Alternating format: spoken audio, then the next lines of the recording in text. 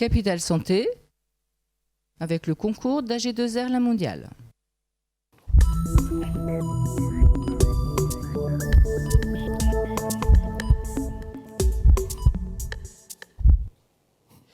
Intelligence artificielle, thérapie cellulaire, thérapie génique, immunothérapie, quelles sont les avancées scientifiques majeures qui vont nous permettre d'allonger notre espérance de vie en bonne santé.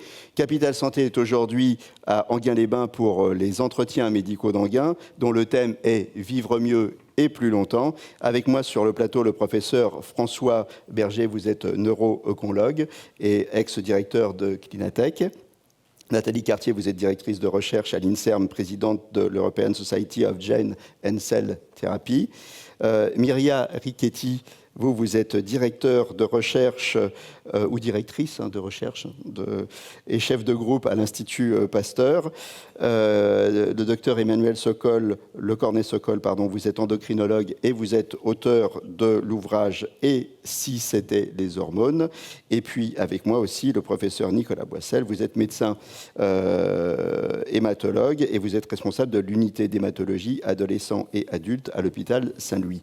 Alors chacun dans vos domaines, parce que vous avez des domaines fondamentalement différents, vous c'est le cerveau, on a les thérapies géniques, on a l'endocrinologie, on a les CAR-T-cells, le cancer, chacun dans vos domaines, quelles sont ou quelle est, si vous aviez à en choisir une, la thérapie qui va tout changer pour les patients dans les 10-15 ans à venir? Alors, dans mon domaine, qui est celui des technologies pour la santé, on voit clairement l'impact de la miniaturisation des technologies issues de l'électronique, des nanotechnologies, et des exemples qui sont déjà en clinique. On le voit avec l'électrostimulation, avec des implants beaucoup plus intelligents qui vont permettre de suppléer les fonctions motrices, comme les interfaces cerveau-machine. Et puis, on voit aussi d'autres technologies qui permettent, par exemple, d'ouvrir le cerveau pour faire rentrer des drogues thérapeutiques, ce qui est un verrou absolument fondamental. Donc des démonstrations cliniques et des progrès qui sont déjà donc, au lit du patient. Dans le domaine de la thérapie génique, les progrès majeurs sont de pouvoir aujourd'hui passer de l'utilisation pour des maladies génétiques rares qui touchent des enfants à des maladies beaucoup plus fréquentes et complexes touchant un grand nombre de patients, comme la maladie d'Alzheimer, la maladie de Parkinson ou les DMLA. Et dans ce domaine, les grands progrès technologiques vont être le fait de pouvoir utiliser les petits outils qui sont des virus qui servent de cheval de Troie pour apporter ces gènes thérapeutiques, de les produire de façon beaucoup plus simple et peu coûteuse et de pouvoir les utiliser par voie veineuse pour aller directement cibler les cellules dans lesquelles on a besoin qu'ils agissent. Myria Richetti. Donc, il y a eu des avancements conceptuels très importants. Il y en aura peut-être aussi dans le futur. Essentiellement des stratégies qui donnent des indications des stratégies qui pourraient avoir un effet de rajeunissement ou de prolongement de la vie en bonne santé. Donc, certains sont encore au niveau expérimental et donc il part de la reprogrammation partielle,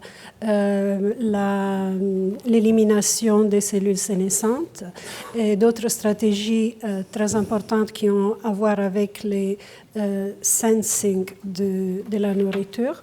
Et nous avons vu aussi, c'est un vieux concept, mais les données maintenant sont beaucoup plus importantes concernant la restriction alimentaire, parce que nous savons qu'il y a au moins 3 effets positifs. C'est la réduction des molécules oxydantes, la réduction de l'inflammation et la stimulation de l'autophagie avec la restriction alimentaire. Ce sont tous des facteurs qui ont un effet positif. Donc ça aussi, on a besoin encore de voir où on est, mais ce sont des aspects vraiment très importants qu'on n'avait vraiment pas il y a quelques années.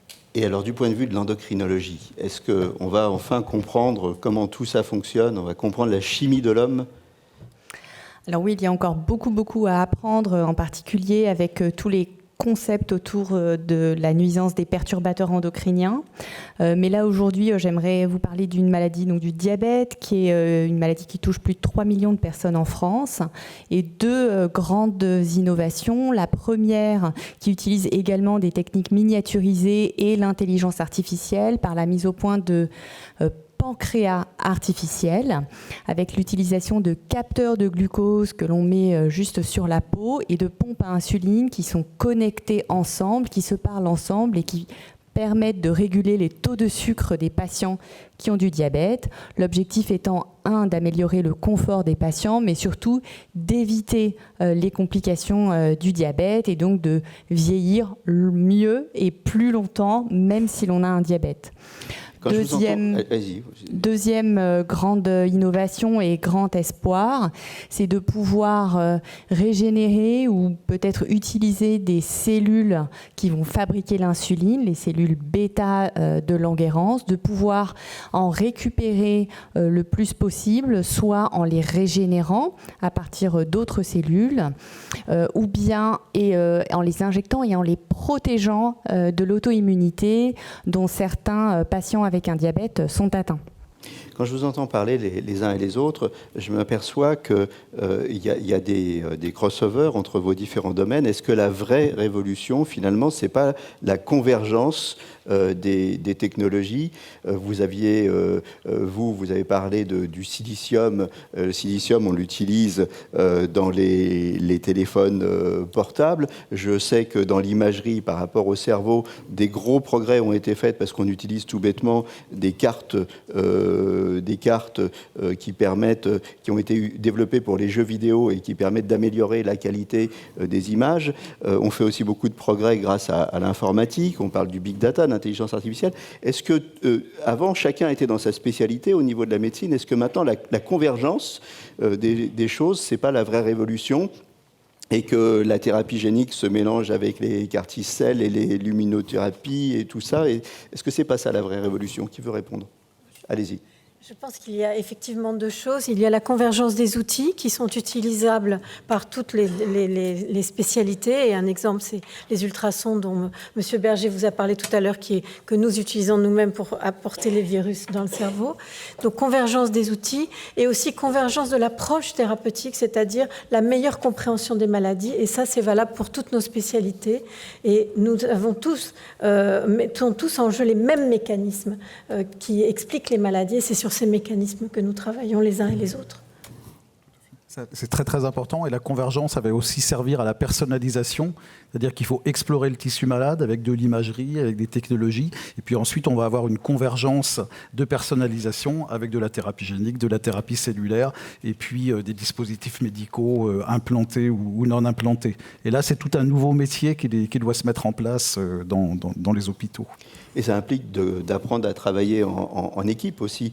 Si j'avais interviewé il y a quelque temps les gens de Carmat, ils me disaient il faut apprendre à travailler avec des informaticiens, des gens qui font de la mécanique, des gens. C'est plus que des médecins et c'est plus simplement des scientifiques qui travaillent ensemble. Non, ça implique ça. Alors le langage commun, il est fondamental. Donc, par exemple, on a un projet sur du nanomagnétisme. Il faut comprendre des physiciens du nanomagnétisme. On met 3 ans à les comprendre et eux, ils mettent 3 ans à nous comprendre. Et à la fin, on a perdu 30% des gens pour qui c'est insupportable. Donc ça, c'est un enjeu d'interdisciplinarité qui est vraiment fondamental.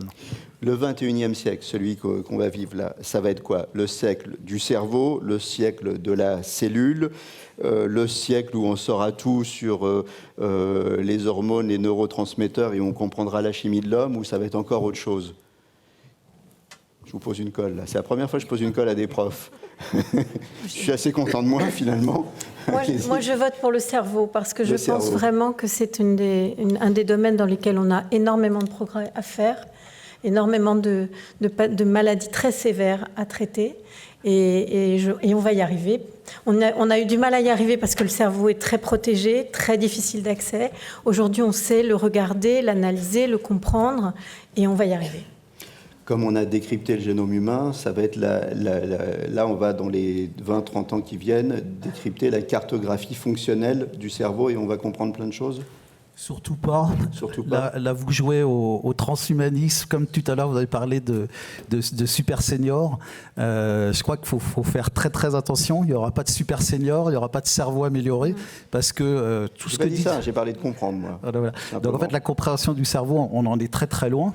On sait agir sur des maladies où il y a quelque chose qui dysfonctionne très localement, comme vous le disiez. Mais après, le cerveau, il est dans votre histoire, il est dans plein de choses. Donc on n'arrivera pas, c'est toute l'idéologie transhumaniste en fait, à modifier, à améliorer. On arrivera à traiter des pathologies. Et là, il faut être extrêmement prudent justement sur l'éthique. Mais alors justement, vous avez dit, je vous cite, il faudra une démarche clinique et éthique irréprochable et probablement une révision des lois bioéthiques pour répondre aux dérives actuelles. C'est quoi les dérives actuelles ? Alors les dérives actuelles, c'est la revendication, il y en a deux, c'est la revendication de l'amélioration de l'homme. Les médecins sont là pour traiter des patients, donc des gens malades, pour prévenir, pas du tout pour améliorer. L'amélioration du cerveau, c'est du charlatanisme. Et puis un deuxième danger, c'est celui de Google et des GAFA, qui de la même façon qu'elles vous prennent l'information quand vous allez sur votre ordinateur, rêvent, on l'a vu avec Elon Musk et son implant, à prendre l'information de votre cerveau, et puis surtout à agir sur le corps humain sans faire d'essais cliniques, en libéralisant totalement l'intervention sur le corps. Ça, c'est un scandale éthique contre lequel il faut lutter violemment. Vous êtes d'accord avec ça ? Ou il y a débat ? Oui, on me pose souvent la question, sommes-nous,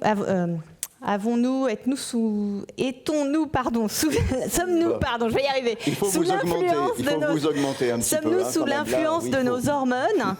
Oui et non. Oui, effectivement, quand vous avez une maladie où vos hormones vont se mettre à trop fonctionner, par exemple l'hyperthyroïdie, vous devenez très irritable, malade, et donc oui, on sait guérir la maladie, mais par contre, est-ce qu'à chaque fois que vous êtes irritable, on va dire que c'est un problème de thyroïde? Non, c'est beaucoup plus compliqué, que ce soit les messagers neuronaux, les messagers hormonaux, les messagers du système immunitaire, ils sont tous liés de manière, une complexité énorme. Finalement, c'est comme un cerveau, le corps humain.